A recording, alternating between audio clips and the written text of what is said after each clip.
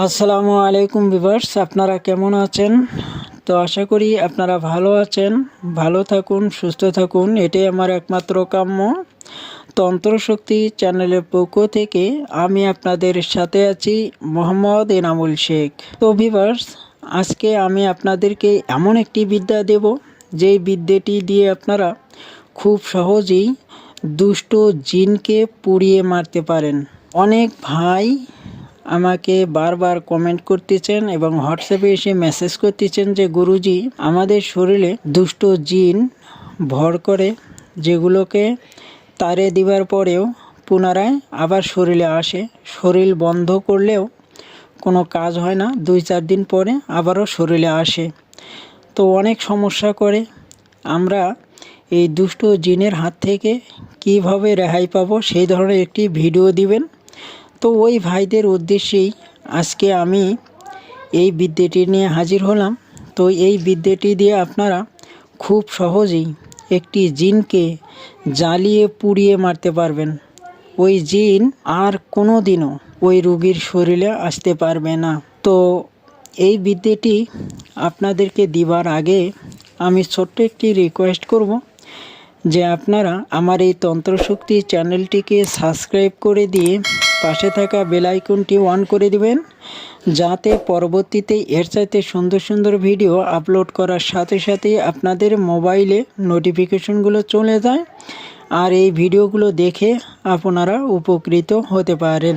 তো ভিউয়ার্স, এখন আমি এই বিদ্যার নিয়মকানুনগুলো বলে দিচ্ছি, আপনারা মনোযোগ দিয়ে শুনে নেবেন, ভিডিওটি স্কিপ করবেন না। যেহেতু এটা জিনের একটা তদবির, সেই ক্ষেত্রে আপনারা গভীর মনোযোগ দিয়ে ভিডিওটি দেখবেন, শুনবেন, বুঝবেন, তারপরেই কাজকর্মগুলো করবেন। আপনারা যখন একটা জিনকে জ্বালিয়ে পুড়িয়ে মারতে যাবেন, তখন আপনাকে সর্বপ্রথমে ওই রুগীর সামনে যাইতে হবে এবং ওই রুগীটিকে উত্তর দিকে মুখ করে বসাবেন। বসানোর পর আপনারা ওই রুগীর শরীরে জিনকে ডেকে নিয়ে আসবেন বা ভর করাবেন। যদি আগে থেকেই তার শরীরে ভর করানো থাকে তাহলে তো কোনো কথাই নেই, ডাইরেক্ট কাজ করতে পারবেন। যদি ভর করা না থাকে তাহলে ওই রুগীর উপরে আপনাকে ওই জিনকে হাজির করতে হবে। হাজির করার পর আপনি ওই রুগীর চারো কোলা দিয়ে একটি গণ্ডি দিয়ে নেবেন। গণ্ডি ছাড়া যদি আপনারা কাজ করতে যান, সেই ক্ষেত্রে আপনারা বিপদের মধ্যেও পড়তে পারেন। নিজের সেফটির জন্য অবশ্যই আপনাকে রোগীর চারপাশে গণ্ডি দিয়ে নিয়ে কাজ করতে হবে।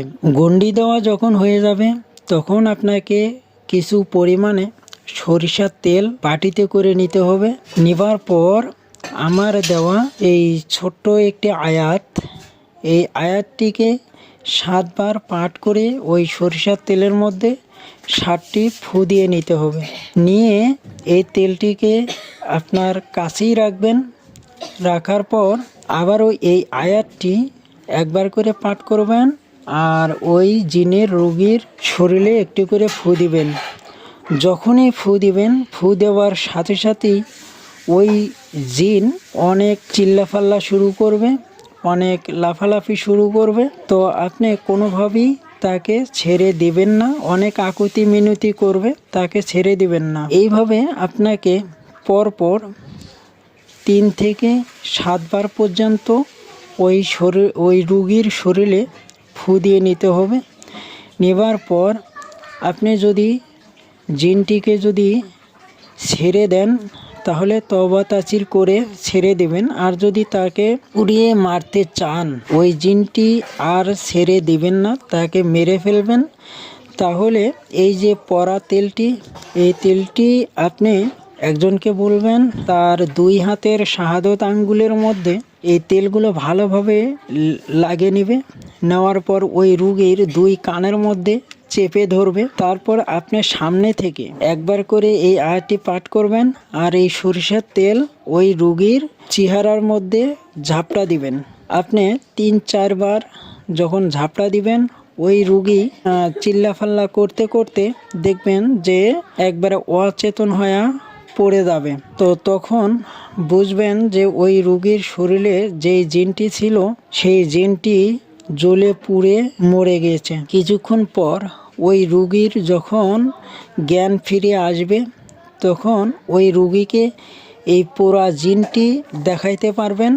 তো সেটা আমি অন্য ভিডিওতে বলবো যে কিভাবে আপনারা জিনকে পুড়িয়ে মারছেন, সেই মরা জিনকে ওই রুগীকে কিভাবে দেখাইতে হয় সেটা আমি অন্য ভিডিওতে বলবো।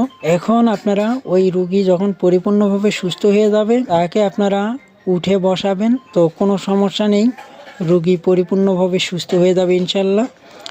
আর ওই রুগীর শরীরে ওই জিন আর কোনো দিন আসতে পারবে না। তবে হ্যাঁ, আপনাদেরকে একটা কথা মাথায় রাখতে হবে যে যখন তখন আপনারা জিনকে মারতে যাবেন না, কারণ এই জিনের ভাই বোন, বাবা মা, আত্মীয় স্বজন তারা অবশ্যই আপনার পিছু নেবে এবং বড় ধরনের ক্ষতি করবে। সেই কারণে আপনারা এই কাজটি করতে গেলে অনেক বুঝে শুনে চিন্তা ভাবনা করেই কাজটি করবেন এবং জিন মারার চিন্তা ভাবনা করবেন। তো যাই হোক, আমি এখন আপনাদেরকে এই আয়াতটি আস্তে আস্তে বলে দিচ্ছি, আপনারা ভালোভাবে শুনে নিন। ভিডিওর শেষের দিক দিয়ে আমি এই আয়াতটি স্ক্রিনের উপরে লিখেও দেব, ওখান থেকেও আপনারা সংগ্রহ করতে পারবেন। তো আয়াতটি হচ্ছে যে ইন্নাল্লাযীনা ফাতানুল মুমিনিন ওয়াল মুমিনাতি সুম্মা লাম ইয়াতুবু ফালাহুম আযাবু জাহান্নাম ওয়ালাহুম আযাবুল হারিক। এতটুকুই আয়াত। তো আপনাদের সুবিধার্থে আমি আয়াতটি আরও একবার পাঠ করে শুনে দিচ্ছি। ইন্নাল্লাযীনা ফাতানুল মুমিনিন ওয়াল মুমিনাতি সুম্মা লাম ইয়াতুবু ফালাহুম আযাবু জাহান্নাম ওয়ালাহুম আযাবুল হারিক। তো ভিউয়ার্স, এই ছিল আয়াত। আমি আর ভিডিওটি বেশি বড় করব না, এখানেই ভিডিওটি শেষ করব। তো শেষ করার আগে আপনাদেরকে বলবো যে আপনারা কেমন ধরনের ভিডিও চান সেটা আমার কমেন্টে লিখে যাবেন। আমি আপনাদেরকে ওই ধরনের ভিডিও দেওয়ার জন্য চেষ্টা করব ইনশাল্লাহ। তো সকলেই ভালো থাকবেন, সুস্থ থাকবেন।